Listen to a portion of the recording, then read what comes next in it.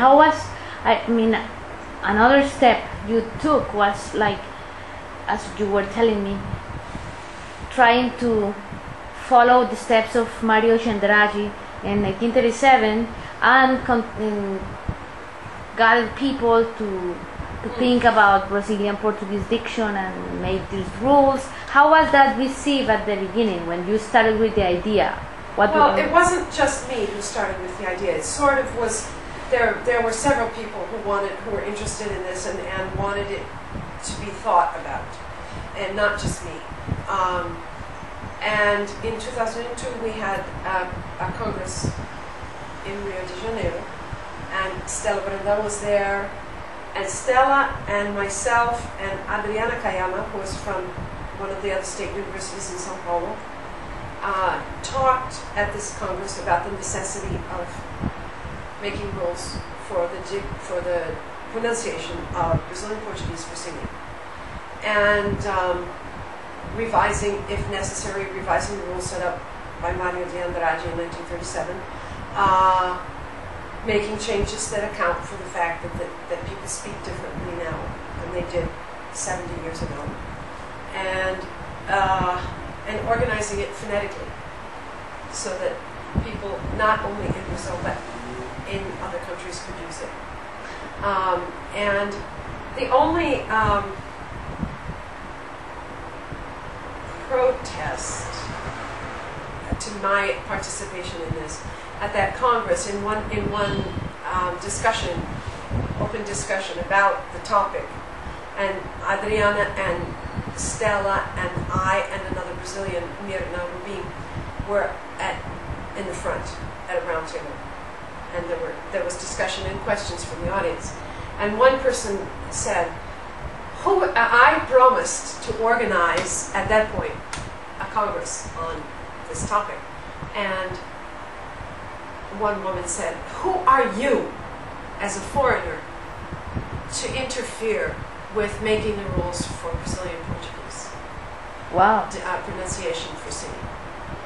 And Stella answered, she's the best person because she had to learn how to sing Portuguese without there being any rules. Yes, of course. And so she knows how difficult it is and how hard it is to have learned how to do this. And she did. And she sings more Brazilian music than most people. And she of course she deserves to be doing this, you know. But that was the only real protest. But the music community received these ideas.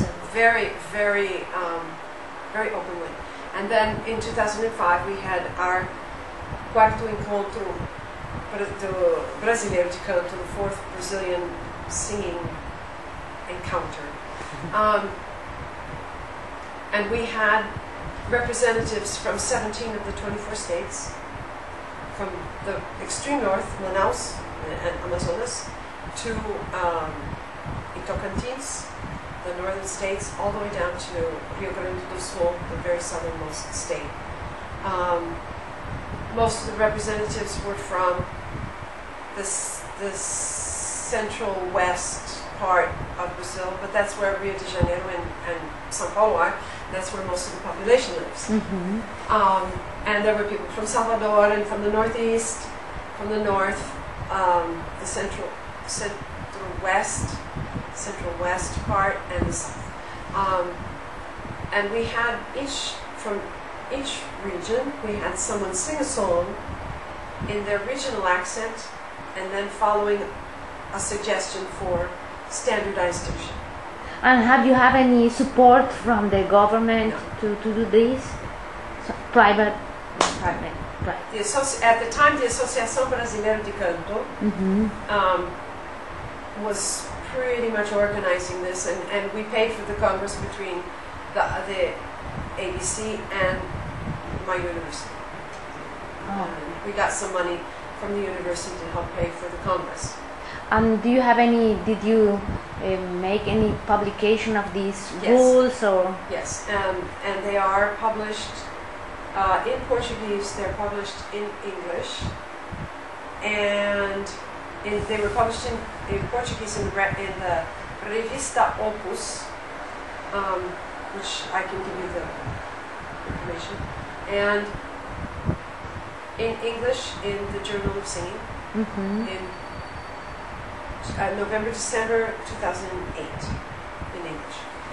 Yeah, people, I think most of the singers who watch this interview perhaps will ask themselves, but why would we should learn to the Brazilian Portuguese diction?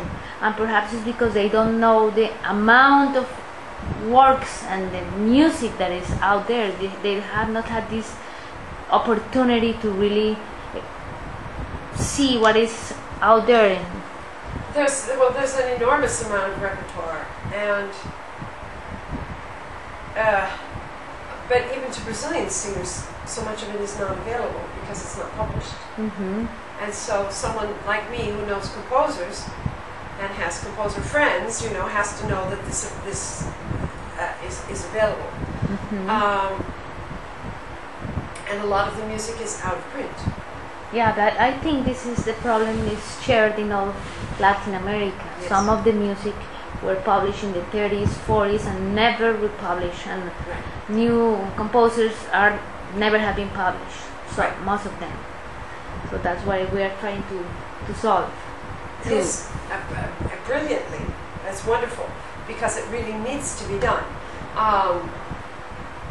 For example, Our Goal Publications in Brazil just recently did an edition of all of the songs of Carlos Gomes. So Carlos Gomes was one of the most well-known, before Villa-Lobos, was the most well-known composer in Brazil. And there were no publications of his songs. And he has, I think, 120 songs. And all of them are published in this book. Oh, that's great. It's a huge book. And it's accompanied by 2 CDs. So that kind of effort is being made now. People are doing revisions of some of the Villa-Lobos compositions. I have a colleague who went to Paris now to look at the manuscripts that are in Paris by Villa-Lobos to do revisions in the editions by Salabert and Max Esch.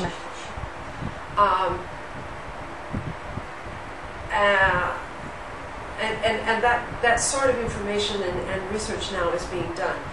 For people who wish to find information and music by Villa-Lobos, there's the Villa-Lobos Museum, which you can look up on the internet, and they will gladly send you anything they charge for Xerox and mail, but that's all. You just have to make a deposit somehow, But so the Villa-Lobos' music is available. It is not all published. Some of it is still in manuscript form, and but it is available. But so many of the composers who were writing and publishing in the 20s and 30s, their music it's available in the National Library. However, right now the National Library is charging a fortune per page for Xerox copies, 20 reais a page, which is about what, 10 or $11 a page. Wow. So people are encouraged not to do research. Not to do research, yeah, of course. And this is a problem.